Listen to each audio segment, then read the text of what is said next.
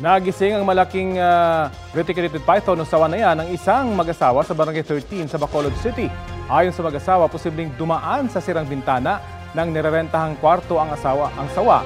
Lumambitin sa kortina bago gumapang sa kanila. Hindi nila ginalaw ang sawa hanggang sa lumabas yun. Ayon sa Department of Environment and Natural Resources, posibleng dahil sa matinding init kaya lumabas ang sawa mula sa tinitirhan nito. Base sa Wildlife Resources Conservation and Protection Act, bawal ang pananakit at pagpatay sa wildlife species gaya ng sawa. Patay matapos barilin ang isang babae sa Barangay Tunsuya sa Malabon dahil umano sa onsehan sa droga. Balita hatid ni Bea Pinlac, exclusive.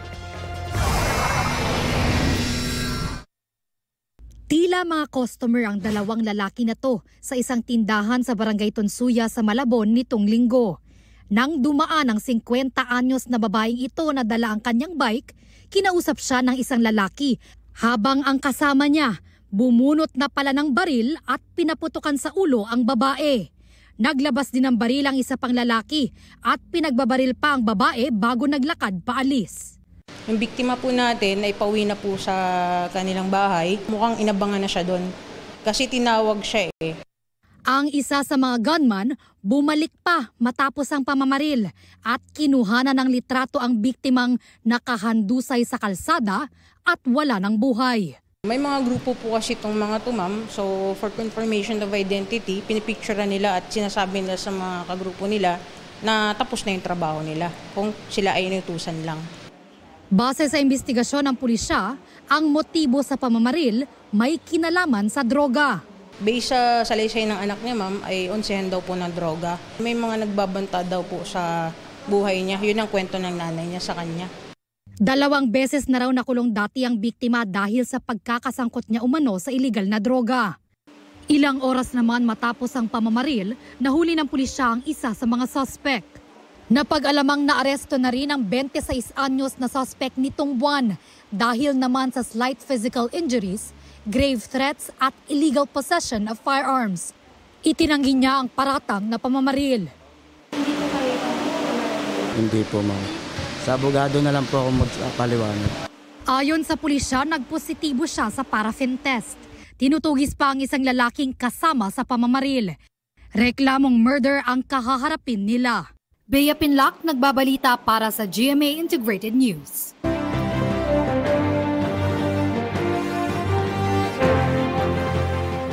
Serbisyong tubig ang tinalakay ni David De Angelo sa San Jose del Monte, Bulacan. Dumalo si Angelo de Alban sa Kaamulan Festival sa Malaybalay, Bukidnon. Pag-iwas sa droga sa pamamagitan ng sports ang advokasya ni Senator Bongo. Si Raul Ambino nag-motorcade sa ilang bahagi ng Quezon City.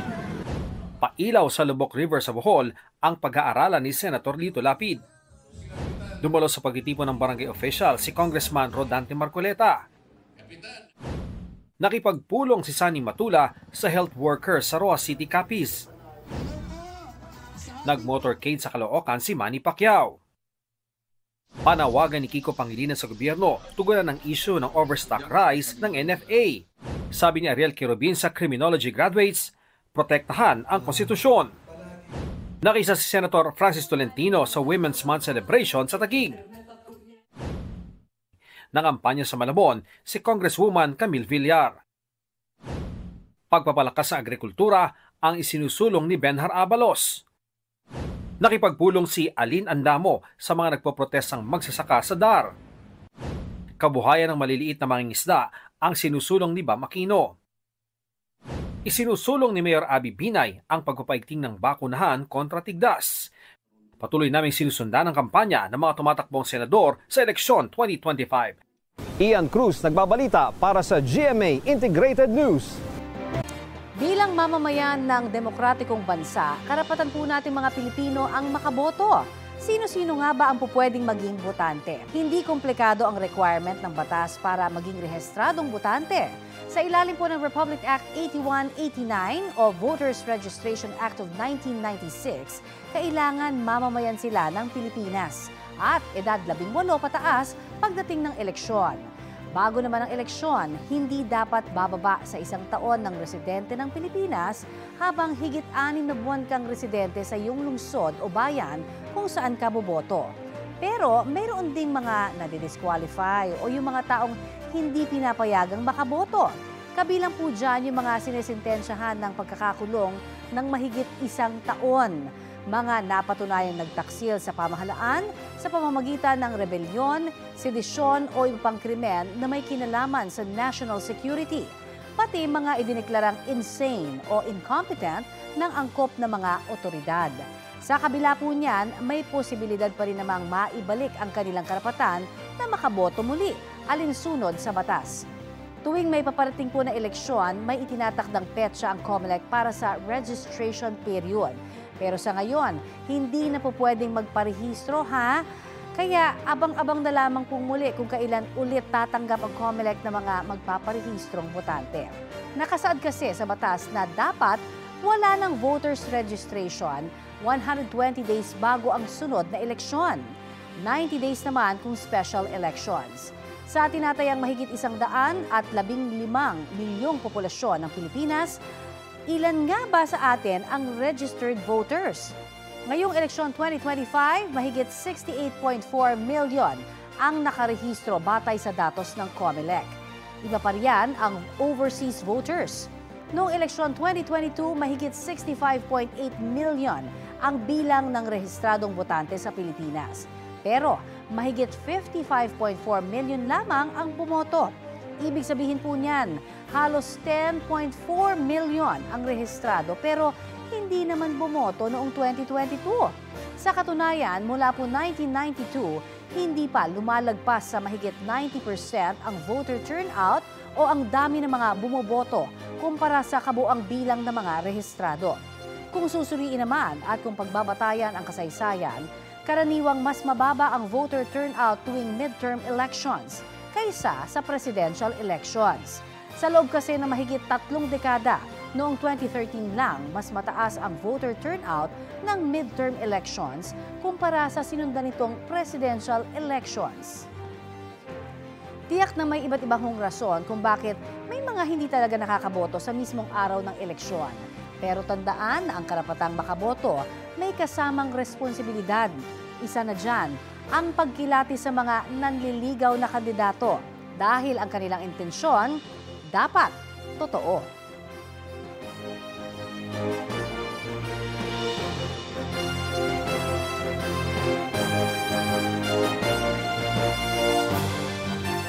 Kita sa loob ng jeep na yan ang panggugulpi ng ilang kabataan sa kapwa nila minor de edad. Nangyari yan habang nasa gitna ng trapiko sa EDSA Balintawak sa Quezon City. Maya-maya, isa-isa na silang bumaba. Meron pa sa kanilang tila may hawak na armas. Hindi pa nakikilala ang mga kabataang sangkot sa insidente. Pero ayon sa Barangay Unang Sigaw na nakakasakop sa lugar, matagal na nilang problema ang mga minor de edad na nasasangkot sa mga petty crime. Mas limitado na ang sakop na beneficiaries ng ayuda sa kapos ang kita programa AKAP ng Department of Social Welfare and Development. Ayon kay DSWD Secretary Rex Gatchalian, partikular na ito sa mga kumikita ng mas mababa sa minimum wage. Batay kasi sa nakasaad noon sa ilalim ng programa para ito sa mga may low income. Nagdagdag din daw sila ng probisyon kung saan makikita na sa kanilang website o social media accounts ang listahan ng mga beneficiaries. Paglilinaw ng ahensya, tuloy ang pamimigay ng ayuda kahit election season. Matapos payagan ng COMELEC pero hindi naman papayagan ang mga political activity kasabay nito. GMA Regional TV News. Balita sa Visayas at Mindanao mula sa GMA Regional TV.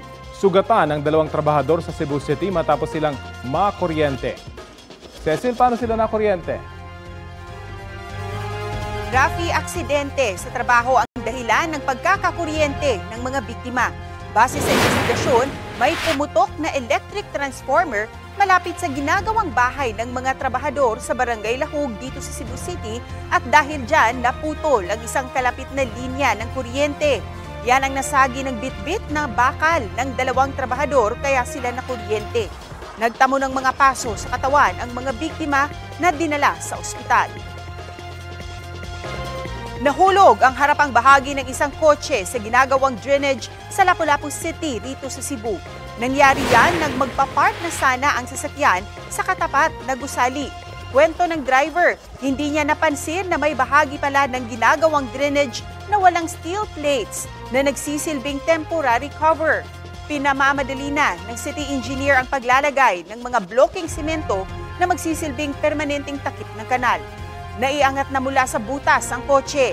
Kailangan umanong bayaran ng kontraktor ang nasirang parte nito. Wala pang pahayag ang DPWH Cebu 6 Engineering District na nangangasiwa sa proyekto. Sa Caloocan naman, ilang sasakyan ang naabala dahil din sa malaking butas sa kalsada sa Maypaho. Narito po ang aking report. Kita sa CCTV ang mabagal na andar ng kotseng ito na magmamaniobra sana sa Mabini Street, Maypaho, Caloocan City. Maya-maya, kita na tila nahulog ang unahang gulong ng kotse. Sa isa pang anggulo ng CCTV, mas malinaw kung ano ang nangyari. Sa parehong araw, isang asul na SUV na gumilit sa kaparehong lugar ang nahulog din sa kaparehong butas. Ang mga insidente, nasaksihan daw mismo ni Mang Ato na residente malapit sa lugar. Tila hindi raw napansin ng mga driver na may malaking butas sa kanilang daraanan. Walang harang na yung warning device. Ilan na yung aksidente po rito? Bali, 2 lang naman po yung nakita ko eh. May takip nga ang butas pero tila bitin, kaya hindi rin natatakpan. Isa lang ito sa mga box culvert type na drainage sa kahabaan ng Mabini Street. Karamihan sa mga ito wala ring warning sign. Ang iba, ni walang takip. Kinumpirma ng Metro Manila 3rd District Engineering Office ng DPWH, kanila ang proyekto. Supposed to be dapat meron siyang nakapaikot na naka-elevate, at least visible siya sa mata ng motorist. Kaya as soon as malaman namin na ganun yung situation, pinayos po namin kagad kay contractor.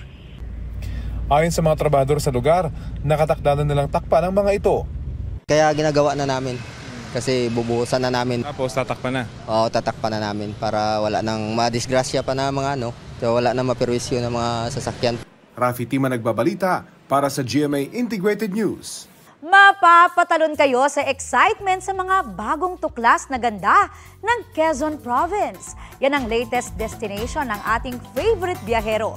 Heto ang patikim ng biyahe ni Drew. Bawat tao, bawat lugar, may mga tinatagong sikreto.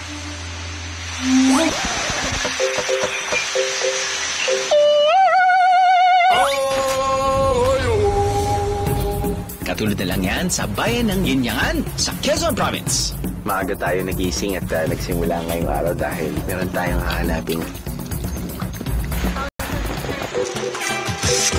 Ay, teka. Tayo ko na gustong gawin to eh. Yeah. Pero ang hirap kasi magtago ng sikreto, di ba? Ang lihim ng kanilang bayan. Parami ng parami ang nakadidiskubre. Ang mahigit 40 falls. Sheesh! Napakarami naman yan. Actually, pagdating pa lang natin dito, parang pwede to. Hindi lang falls ang madami dito sa Ginyangan. Pati rin puno ng nyog. Talagang damang-dama ng mga lokal dito ang Tree of Life.